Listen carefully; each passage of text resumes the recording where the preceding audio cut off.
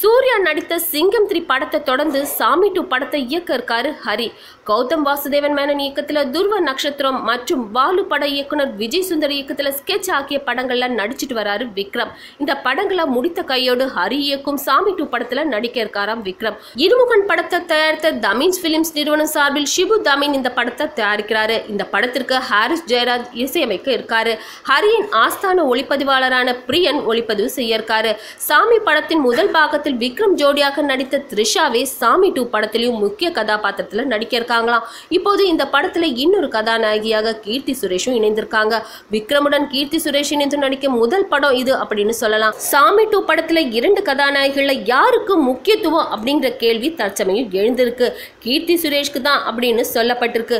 விக்ரமின் மனைவி கேரக்டர்ல நடிக்கும் த்ரிஷா படத்தின் துவக்கத்திலேயே இறந்து போய்விட்டதாக காட்சிகள் அமைக்கப்பட இருக்கா.